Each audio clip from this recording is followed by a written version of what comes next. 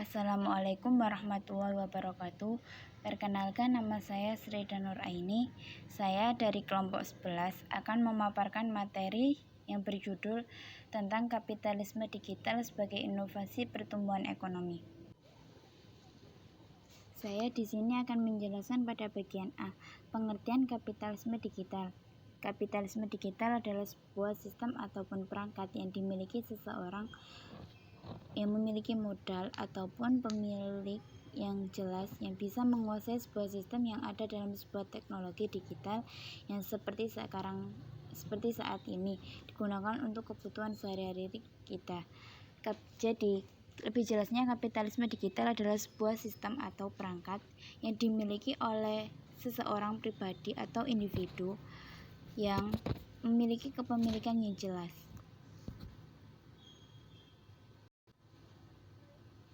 Bagian B, cara pandang masyarakat sebelum kapitalisme digital. Pada saat sebelum datangnya kapitalisme digital, masyarakat menganggap pasar-pasar tradisional itu sebuah yang paling lengkap, semua manual dan menggunakan uang cash, dan kita bisa menawar harga.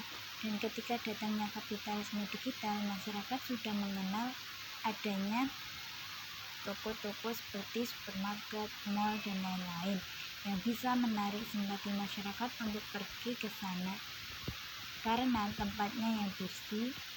Dan ketika sebelum datangnya kapitalisme digital, masyarakat langsung datang ke pasar. Contoh dari cara pandang masyarakat sebelum kapitalisme digital seperti kita.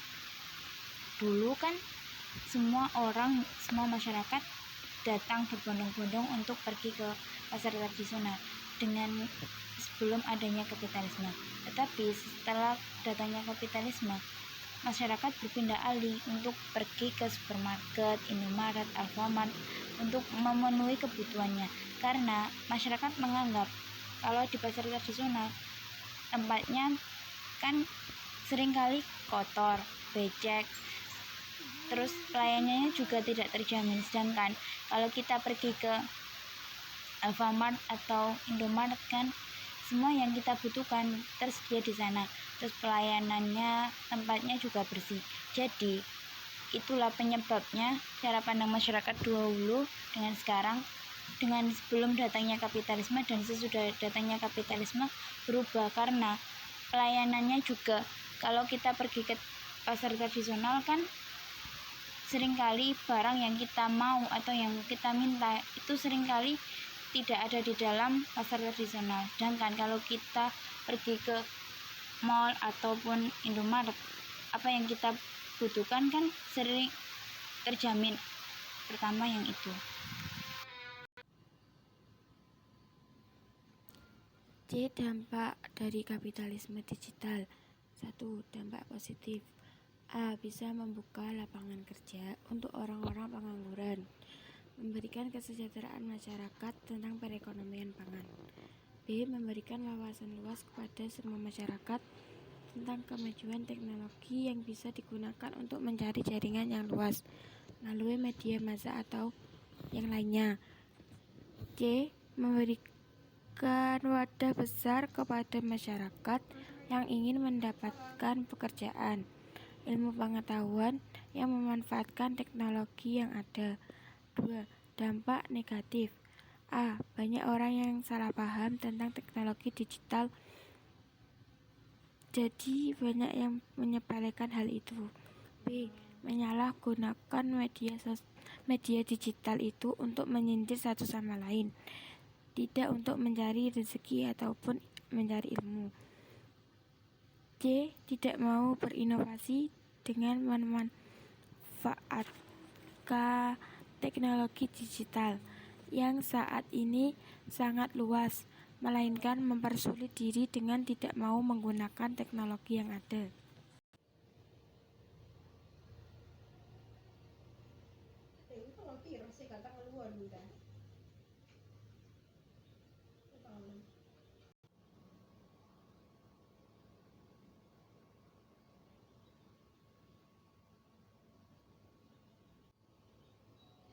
Saya di sini akan menjelaskan pada bagian D, persoalan buruh terhadap kapitalisme digital.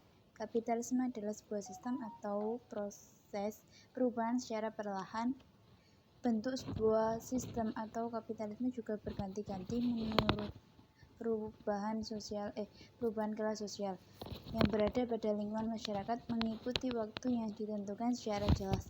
Pada saat sebuah perubahan dalam waktu yang singkat, industri pertama yang terjadi kelas sosial terbagi menjadi dua golongan.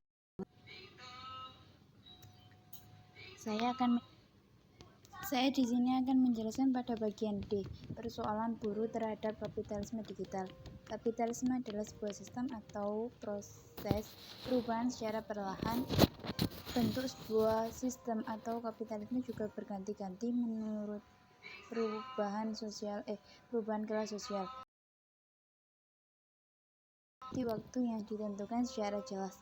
Pada saat sebuah perubahan dalam waktu yang singkat, industri pertama yang terjadi kelas sosial terbagi menjadi dua golongan, yaitu golongan kaum borjuis dan kaum proletar.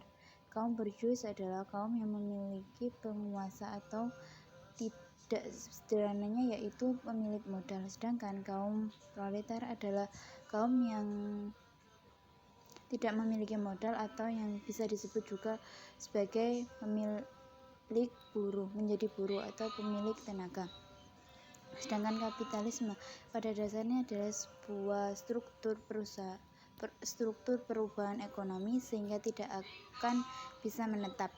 Jadi, kapitalisme dibagi menjadi dua kelas, yaitu kaum borjuis dan proletar. Kaum borjuis itu sebagai pemilik modal dan sedangkan kaum proletar itu sebagai buruh atau pemilik tenaga. Contoh sederhananya pada lingkungan masyarakat kita, seperti kita bekerja di suatu perusahaan. Kita akan mendapatkan gaji, tetapi gaji yang kita dapatkan seringkali tidak sesuai dengan apa yang kita kerjakan.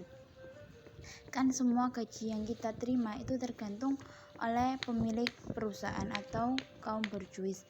Sedangkan kita kan pasti memiliki keinginan untuk membeli sesuatu barang atau yang lain.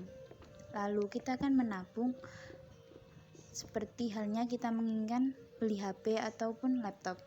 Lalu kita menabung uang kita untuk membeli tersebut. Sama aja kita membeli barang dari kaum borjuis. Jadi kaum orang sekarang itu seperti halnya tidak sadar bahwasannya kita itu bekerja di kaum borjuis, tapi uang yang kita hasilkan juga kembali kepada orang yang memiliki modal tersebut.